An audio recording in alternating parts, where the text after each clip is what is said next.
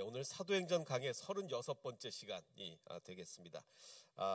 설교 계획을 다시 한번, 지난번에 말씀드렸지만 다시 한번 좀 말씀을 드리면, 제가 지금 강해 설교와 영화 설교를 이제 격주로 하고 있는데, 지난번 이제 로마서 강해가 26번째로 8장까지 끝났습니다. 그래서 제가 로마서 8장까지 이제 책을 쓰고 있는데, 그 책이 완성되는 동안, 그러니까 논리로 이해하는 로마서 첫 번째가 완성되는 기간 동안에는 사도행전 강해를 수요 예배 때 쭉 해왔었는데 못했던 거를 영화 설교랑 격주로 하도록 하겠습니다. 그래서 사도행전 강해를 제가 보니까 이제 20장 그 상반절까지 한 것 같아요. 그래서 이제 20장 하반절부터 이렇게 할 텐데, 그럼 또 갑자기 또 우리 수요 예배 안 오셨던 분들은 앞에를 모르고 갑자기 21장부터 이렇게 하면 앞에를 모르니까, 그래서 앞에를 좀 복습을 하면서 가야 되겠다. 그래서 어떻게 복습을 할까 고민을 하다가, 그 사도행전이 영화로 그 드라마 시리즈죠. 말하자면 그 드라마로 나온 게 있거든요. 그 MBC, 미국의 MBC에서 2015년 부활절에 12작으로 방송했던 게 있습니다. AD The Bible Continuous라는 제목으로 사도행전을 영화로 해서 12부작으로 방송한 게 있어요. 2015년입니다. 근데 이제 첫날 방송에는 굉장히 사람들이 시청률이 좋았어요. 근데 갈수록 시청률이 이렇게 좀 떨어져가지고 후속작이 안 나온다고 이제 지금 얘기를 들은 것 같은데, 근데 저는 요 시청률이 안 좋았던 거를 좀 살려보겠습니다. 그래서 이렇게 좀 잘 전달이 될 수 있도록, 그래서 1편부터 12편까지 있는데 사도행전에 해당하는 3편부터 제가 요거를 통해서 사도행전을 복습하는 이런 걸로 가보도록 하겠습니다. 그리고 또 하나 광고할 거는 이제 5월 달부터 이제 꽃꽃이낙, 그때 우리가 코로나 때 온라인으로 성경 공부를 했었거든요. 그래서 꽃꽃이낙 많은 분들이 참 호응해 주셨는데, 그래서 꽃꽃이낙을 다시 하려고 합니다. 그래서 이번에는 사도행전 편을 지금 수강 신청해 주시면 됩니다. 우리 강 목사님께 지금 온라인으로 우리 예배 드리시는 분들도, 여기 현장 참여하시는 분뿐만 아니라 뭐 어디 사는 분이든지 온라인으로 예배 드리시는 분들도 할 수 있으니까요. 우리 강 목사님께 수강 신청해 주시면, 그 내용은 어떻게 되냐면, 제가 로마서만 책 쓰는 게 아니라 사도행전도 쓰고 있는데, 그 사도행전 책을 제가 PDF로 미리 보내드리면 같이 읽고 이게 그 사도행전 신학에 대해서 이야기하는 그런 시간이 되겠습니다. 그래서 신청해 주시면 감사하겠습니다. 자, 그래서 다시 한번 사도행전을 좀 복습을 해보면, 그 사도행전 직전에 어떤 사건이 있었냐면, 제가 지난주에 부활절 때 드렸던 말씀하고 다 일맥상통하는 말씀이에요. 사람들이 부활을 목격을 했는데도 별로 달라진 게 없습니다. 예수님의 제자들이 부활을 눈으로 봤어요. 예수님의 부활을 진짜 뭐 도마가 손을 집어넣는지 안 집어넣는지는 모르지만 예수님이 집어넣어 봐라 뭐 이렇게 할 정도로 직접 눈으로 봤는데도 달라진 게 없습니다. 그래서 어떻게 했죠? 물고기를 잡으러 갔습니다. 시몬 베드로가 나는 물고기 잡으러 가겠다. 예수님의 부활을 눈으로 봤지만 별로 희망이 안 보인다. 그러자 다른 제자들이 어떡합니까? 그들도 우리도 함께 가겠다 하고 다른 제자들도 나가서 배에 올라서 열심히 물고기를 잡았습니다. 그런데 그날 밤에 한 마리도 잡지 못했어요. 한 마리도. 그날 밤에 아무것도 잡지 못하게 되는데, 저는 이제 이 사도행전 영화를 딱 보면서 이 장면을 보면서 그 찬양이 생각이 났습니다. 그래, 하나님이 일하시려면요, 우리가 뭔가 안 될 때 하나님이 일하시지, 잘 나갈 때 하나님이 역사가 잘 안 일어납니다. 왜? 잘 나갈 때 하나님이 역사하시면 우리가 역사를 거부해요. 안 받아들입니다. 뭐 하나님 없어도 우리가 잘 있는데 뭘 우리가 하나님을 찾냐. 그래서 항상 하나님이 역사하실 때는 우리에게 뭔가 문제가 있고 잘 안 될 때 역사하는 거죠. 그래서 그날 밤에 아무것도 잡지 못할 때 항상 하나님은 역사하게 됩니다. 그래서 이 찬양 가사가 생각이 났어요. 아시죠? 날이 저물어 갈 때, 빈들에서 걸을 때, 그때가 하나님의 때입니다. 우리가 정말 날이 저물어 가고 빈들에서 아무것도 내 힘으로 안 될 때, 빈손으로 걸을 때, 그때가 하나님의 때죠. 그래서 지금 밤새도록 한 마리도 물고기 잡지 못했을 때, 그때가 예수님의 때가 돼서 예수님이 저기 물가에 이렇게 등장하시는 거죠. 그래서 예수님이 뭐라고 말씀하십니까? 그물을 오른쪽에 던져라. 오른쪽에 던져라. 그래서 오른쪽에 던졌더니 어마어마한 물고기를 잡게 되죠. 그러니까 처음에 멀리서 볼 때는 예수님인지 몰랐어요. 그냥 지나가는 아저씨인 줄 알았는데, 밤새도록 물고기를 못 잡다가 어마어마한 물고기를 잡으니까 예수님이다 하고 막 달려갔잖아요. 그랬더니 예수님이 뭘 하고 계셨습니까? 거기서 숯불구이 바베큐. 예. 제가 이제 회는 못 먹는데 생선 구이는 좋아합니다. 예수님 이제 생선 구이를 딱 준비해 놓고 이렇게 이제 제자들을 맞이하게 됐는데, 이때 예수님이 베드로에게 묻죠. 뭐라고 묻습니까? 요한의 아들 시몬아, 내가 나를 사랑하느냐? 지금 예수님 안 사랑해가지고 물고기 잡으러 갔는데, 예수님 안 사랑해서 물고기를 잡으러 갔는데 딱 예수님이 네가 나를 사랑하느냐 묻으니까 얼마나 부담이 됩니까? 부담이 돼요. 근데 베드로의 특기가 뭐였죠? 철면피. 그래서 나중에 막 사랑한다고 대답을 하는데, 이제 이 드라마가 굉장히 참 좋은 드라마예요. 굉장히 잘 만들었고, 그 넌픽션, 성경 이야기 그대로에다가 플러스 그 픽션을 좀 많이 섞어 넣긴 했는데, 근데 한 가지 감정이입이 안 되는 부분이 있어요. 왜 감정이입이 안 되냐? 예수님이 너무 잘생긴 거예요. 그 성경에는 분명히 예수님이 볼품이 없다, 막 이렇게 이사야서 예수님은 볼품이 없다 이렇게 분명히 써 있는데도 비성경적으로 예수님을 너무 잘생기게 해놔가지고 이게 감정이입이 잘 안 돼요. 뭐처럼 지난주 우리 부활절 칸타타에서 유다가 너무 멋있어가지고 유다가 너무 목소리도 좋고 막 이래가지고 유다한테 돌을 던지고 싶어야 되는데 사인 받고 싶어지는 느낌이 들잖아요, 유다한테. 그래서 마찬가지로 예수님이 너무 이제 잘생겨가지고 감정이입이 잘 안 돼요. 저도 옛날에 이제 청년 시절에 제가 이제 그 부활절 칸타타에서 그 빌라도 역을 맡은 적이 있어요. 빌라도. 근데 그 노래가 제일 멋있었어요. 제가 막 노래를 부르는데 그를 죽이리라 막 이렇게 끝나는데 사람들이 노래가 너무 멋지니까 아멘 나르는 거야. 아니 빌라도가 예수를 죽인다는데 아멘하면 어떡합니까? 근데 하여간 그런 일이 있었어요. 자, 그런데 하여간 여기서 지금 예수님 너무 잘생겼는데, 그래서 베드로가 이렇게 뭐라고 대답을 하냐면, 내가 주님을 사랑하는 줄 주께서 아시나이다. 주께서 압니다. 정말 뻔뻔하죠. 아니 지금 예수님이 부활한 거 눈으로 보고서도 지금 물고기 잡으러 가놓고 내가 주님을 사랑하는 줄 주께서 아시나이다고 대답하면 어떻습니까? 그러니까 아마 예수님은 속마음으로 그래 네가 나를 조금만 사랑하는 걸 나는 알고 있다. 네가 나를 사랑하기는 하지만 요만큼밖에 사랑 안 하지. 그걸 난 알고 있다. 아마 속으로 이렇게 생각을 하셨을 거예요. 자, 보십시오. 이 제자들이 부활을 목격을 했는데도 왜 그랬냐? 예수님이 부활하신 후 며칠 동안 이 세상에 계셨냐면 40일간 이 땅에서 활동을 하셨습니다. 이게 뭐 정확하게 40일인지 상징적인 숫자인지는 모르겠지만 그 40일간 이 땅에서 계셨는데, 사도행전을 보면 뭘 하셨냐? 확실한 많은 증거로 친히 살아계심을 나타내사 40일 동안 그들에게 보이시며 하나님 나라의 일을 말씀하셨습니다. 40일 동안 제자들에게 하나님 나라를 계속 강조하셨어요.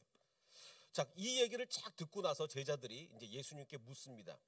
하나님 나라 이걸 쫙 들은 다음에 뭐라고 묻냐면, 제자들의 질문은 예수께 여쭈어 이르되 주께서 이스라엘 나라를 회복하심이 이때입니까? 와, 예수님 얼마나 속 터지겠습니까? 내가 지금 죽었다가 다시 살아난 다음에 계속 하나님 나라를 이야기했는데, 그거를 쫙 듣던 제자들의 마지막 질문이 그 주님 그러면 이스라엘 나라를 회복하심이, 얼마나 예수님 속 터지는 얘기입니까? 내가 지금 하나님 나라 얘기했지 언제 이스라엘 나라 얘기했냐? 근데 제자들은 엉뚱하게 알아듣는 거예요. 예수님의 부활하심을 보고도 제대로 깨닫지 못했어요. 그러면 부활을 직접 목격한 제자들이 왜 변화가 없었을까? 그 이유가 있어요. 뭐냐면 예수님 부활은 하셨지만 사실 현실은 달라진 게 하나도 없어요. 예수님을 죽였던 세력이 여전히 기세등등해요. 아직도 바리새인들, 사두개인들, 대제사장들 예수님이 다시 눈에 띄기만 하면 아마 다시 죽이려고 그럴 거예요. 그리고 아직 기세가 너무 등등해서 너무 무서워서 숨어 있단 말이에요. 이 상황에서 예수님이 살아난 거 눈으로 봤다는 걸로 다 회복되는 게 아니에요. 아직도 무섭단 말이에요. 달라진 게 아무것도 없어요. 왜냐? 요한복음 12장을 보면 그 전에 예수님이 나사로를 살리실 때 대제사장들이 나사로까지 죽이려고 했어요. 왜? 사람들이 죽은 나사로가 살아난 걸 보고 자꾸 예수님을 믿으려고 하거든. 그래서 안 되겠다. 그러면 나사로가 살아났는데 쟤 또 죽이자 이러는 거예요. 마찬가지로 지금 예수님도 살아나신 걸 알면 또 죽이려고 그럴 거예요. 그러니까 지금 제자들 입장에서는 현실이 달라진 게 아무것도 없는 거예요. 예수님이 죽었다가 살아나신 것 말고는 현실이 달라진 게 아무것도 없어요. 그러니까 상황이 달라진 것이 없다면 결국 다시 십자가가 기다릴 뿐이죠. 그래서 사실은요, 부활만 가지고는 우리가 소망이 굉장히 제한적입니다. 부활 그 자체만으로는 가질 수 있는 소망이 굉장히 제한적이에요. 그러니까 지금 예수님의 제자들은 부활을 직접 눈으로 보고 만지고 이랬음에도 불구하고 물고기 잡으러 가자 이렇게 되는 거죠. 달라진 게 없어요. 자, 그럼 언제 변화가 시작이 되느냐? 크게 두 가지 사건에서 제자들이 변화가 일어납니다. 그럼 첫 번째 변화의 시작이 뭐냐? 오늘 우리 나중에 목장 모임 하실 때 나는 언제 변화가 되었냐? 그걸 좀 나누시면 좋을 것 같아요. 자, 제자들은 언제 변화가 되었냐?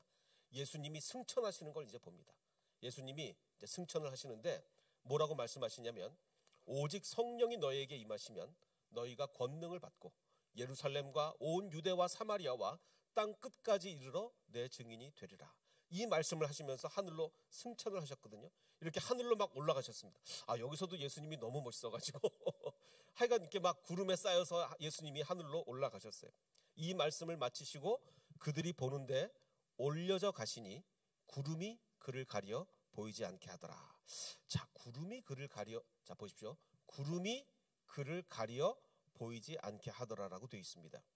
자, 근데 이거를 우리가 잘못 이제 이해를 해서 이제 성경 곳곳에 뭐라고 나와 있냐면 우리가 성경 번역을 어떻게 했냐면 마가복음에 보면 그때 인자가 구름을 타고 큰 권능과 영광으로 오시는 것을 사람들이 보리라.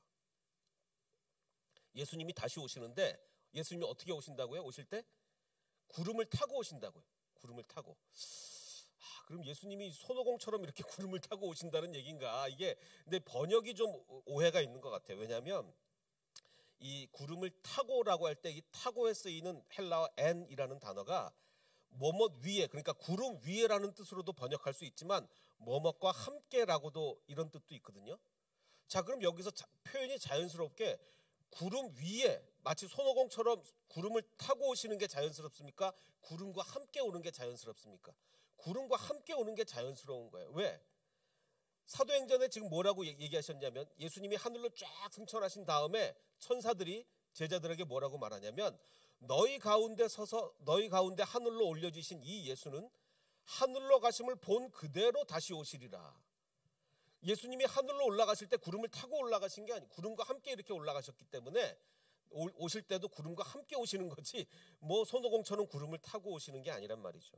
뭐 그렇게 크게 중요한 건 아니지만, 자, 어쨌든 이 승천을 목격한 제자들은 이제는 처음에 부활만 목격했을 때는, 예수님의 부활만 목격했을 때는 달라진 상황이 아무것도 없자 하나님 나라 그 뜻을 제대로 이해 못했는데 승천까지 목격하고 나니까 달라져요.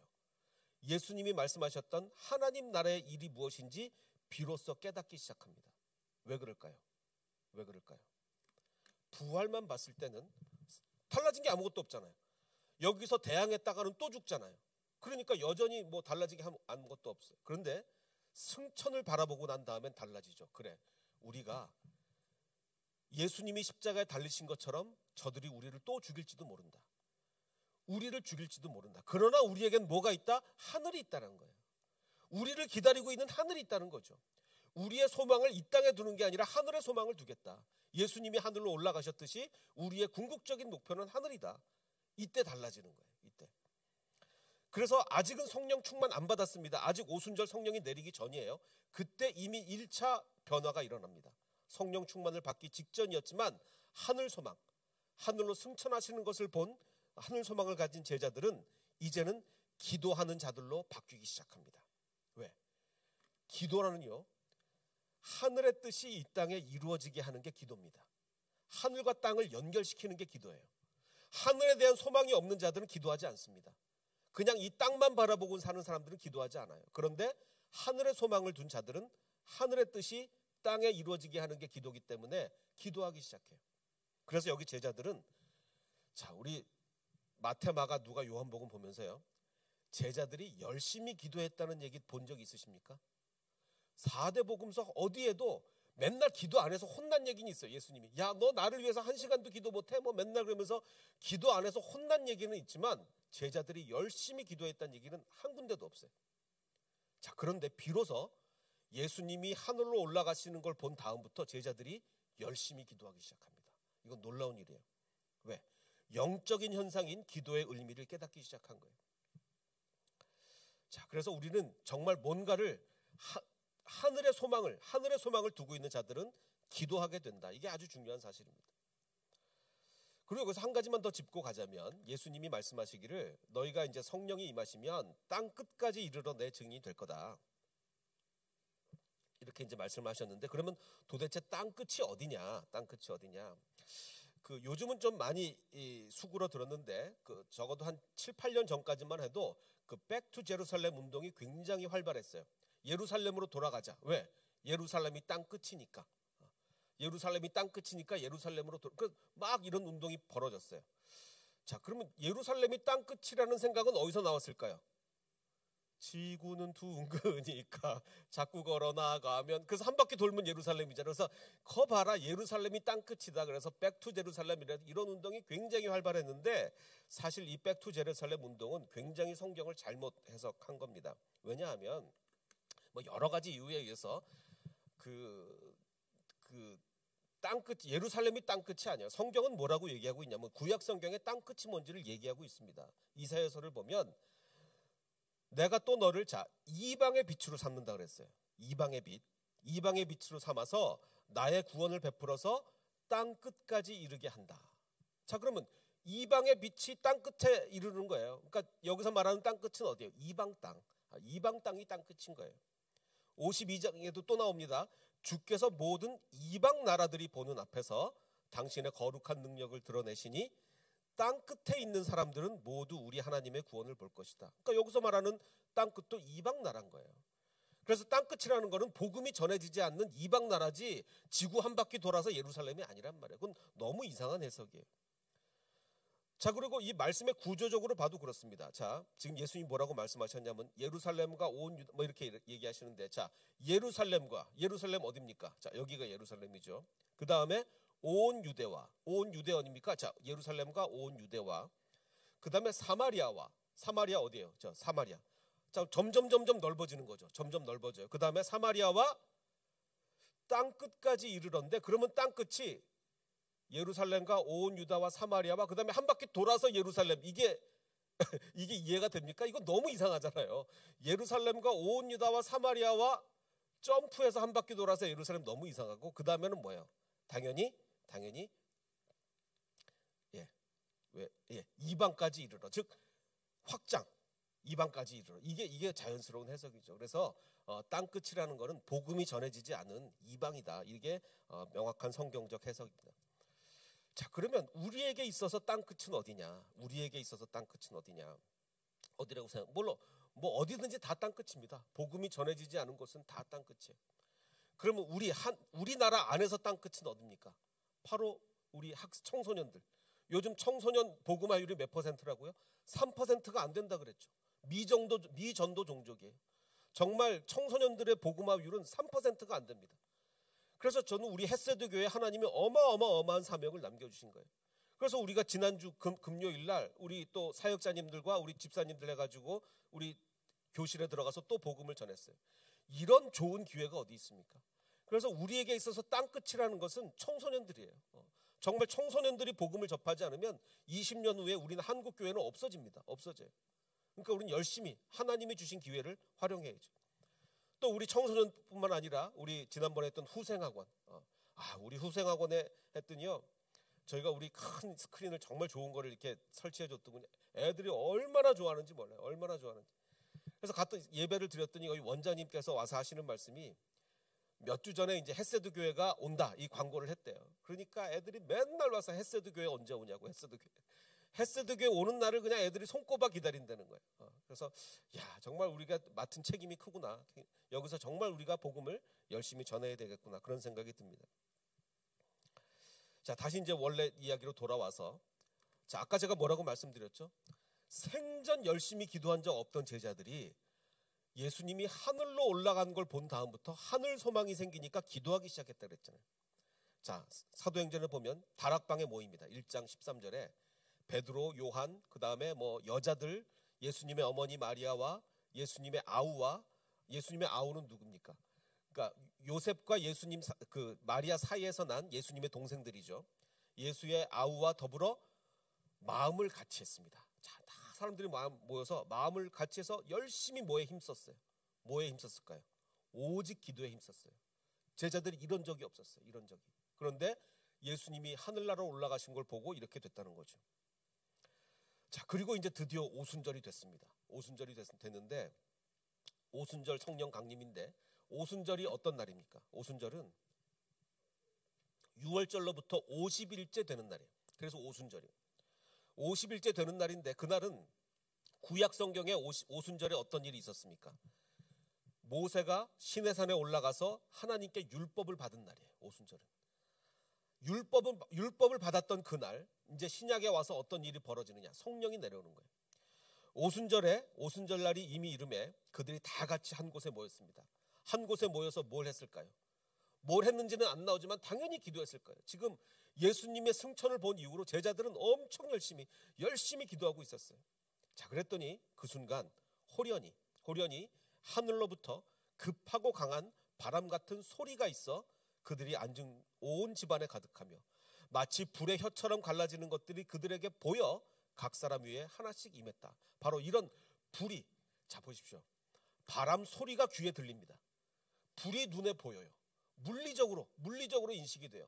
영적인 성령님이 오셨는데 그게 물리적으로 귀에 들리고 물리적으로 눈에 보이기 시작한 거예요. 항상 그런 건 아니라 그랬죠. 역사적 전환점, 이 역사적 전환점에서 영적인 현상이 물리적으로 눈에 보이고 귀에 들리게 된 거예요. 자, 그럼 왜 그랬을까? 왜 영적 현상인 성령 강림이 물리적으로 눈에 보이고 귀에 들렸을까? 그 이유가 있어요. 왜냐? 이제 영적인 충만을 받은 사람들이 물리적 세상으로 나가야 되는 거예요. 자, 우리가 은혜 받으면 그냥 교회 안 왔으면 예배 잘 드리고 그냥 은혜 깊이 받고 돌아가면 됩니까? 안 됩니까? 그러면 안 된다는 거예요. 성령의 충만함을 받았으면 물리적 세계로 나가야 돼요. 세상 밖으로 나가서 세상을 바꾸고 복음을 전하고 이 세상에 잘못됐던 거 고치고 세상을 바꿔야 되는 거예요. 그래서 영적인 현상인 성령 강림이 물리적 현상으로 인식된 이유는 성령 충만 받은 자가 세상, 즉 물리적 세계로 나가서 일해야 됨을 상징하고 있는 아주 중요한 사건인 거죠. 그래서 성령이 강하게 임한 첫날 귀에 들리고 눈에 보였던 거예요. 자, 그래서 이제 제자들이 이제 성령 충만을 받자 달라집니다. 달라져요. 세상에 나가서 복음을 전하자. 이렇게 얘기하는 거예요. 그 전에 부활만 봤을 때는 어떻게 됐죠? 부활만 봤을 때는 비교해 볼까요? 시몬이 베드로가 물고기 잡으러 가자. 이랬던 사람들이 성령의 충만을 받으니까 복음 전하러 나가자. 세상에 나가자. 이렇게 바뀌는 거예요. 그래서 승천을 목격한 제자들은 기도하기 시작했습니다. 이게 첫 번째 변화죠. 두 번째 변화는 뭡니까? 성령의 충만을 받은 제자들은 행동하기 시작한 거예요. 신앙은 행동해야 됩니다. 자, 그래서 이 두 번째 변화의 시작은 어디서부터 온 거냐? 예수님이 말씀하신 오직 성령이 너희에게 임하시면 너희가 권능을 받을 것이다. 그래서 성령 충만한 자에게 일어날 수밖에 없는 변화라는 거죠. 그래서 이제 이 사람들이 밖으로 나갔습니다. 밖으로 나가서 어떤 일이 벌어지죠? 우리가 잘 아는 대로 성전 미문에 앉아서 구걸을 하는 사람이 있었어요. 일평생 일어나지 못해서 앉아서 구걸하는 사람이 있었습니다. 자, 그들에게 이제 이 제자들이 나가서 뭐라고 얘기를 합니까? 은과 금은 내게 없거니와, 자, 뭘 준다 그랬어요? 내게 있는 이것을 준다 그랬잖아요.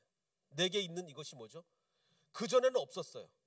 성령이 오기 전에는 아무것도 없었어요. 물고기밖에 없었어요. 그런데 이제 성령 충만을 받고 난 다음에 뭐가 있습니까? 성령의 힘이 있잖아요. 성령의 힘. 그래서 성령의 능력을 너한테 준다는 거예요. 그래서 우리도 밖에 나가야 된다고 말씀드렸죠. 나가서 뭘 해야 됩니까? 나눠줄 게 있어야 돼요. 정작 그래, 밖에 나가자. 나갔는데 아무것도 줄 게 없어요. 그러면 안 되는 거죠. 우리가 밖에 나가서 나눠줄 게 있어야 돼요. 성령의 능력이 있어야 돼요. 그래서 뭐라고 얘기합니까? 나사렛 예수 그리스도의 이름으로 일어나 걸으라라고 이야기하는 것 아니겠습니까? 그래서 우리도 변화되어야 됩니다. 우리 그리스도인들은 변화되지 않으면 그리스도인이 아니에요. 그럼 첫 번째 변화가 어디서 일어났습니까? 하늘 소망을 바라는 데서 일어났어요. 두 번째, 정말 궁극적인 변화, 완전한 변화는 어디서 일어났습니까? 성령의 충만함을 받음으로 변화가 일어났어요. 그래서 나눠줄 게 있어야 됩니다. 나눠줄 것이. 자, 그래서 은과 금은 내게 없거니와 내게 있는 이것을 주노니. 그래서 우리가 다시 한번 점검해 보시길 바랍니다. 내가 가진 것은, 내게 있는 이것은 과연 무엇인가? 나는 뭘 가지고 있는가? 성령의 능력을 가지고 있는가? 다시 한번 점검해 보시길 바랍니다. 그래서 우리가 아까 불렀던 찬양이 있죠. 성령이 오셨네, 성령이 오셨네. 내 주위에 보내신 그 성령이 오셨네. 우리 인생 가운데 친히 찾아오셔서 그의 나라, 자 보십시오. 뭘 꿈꾸게 한다고요? 그의 나라를 꿈꾸게 한다고요. 성령이 오시기 전에는 예수님이 하나님의 나라 계속 얘기해도 이스라엘 나라, 이스라엘 이렇게 알아들었어요. 그런데 성령이 우리에게 계시면 예수님이 하나님의 나라를 얘기하시면 그의 나라를 꿈꾸게 한다는 말이죠. 그래서 과연 내가 무슨 꿈을 꾸고 있는지를 다시 한번 점검하시는 저와 여러분이 되시기를 주님의 이름으로 축원합니다.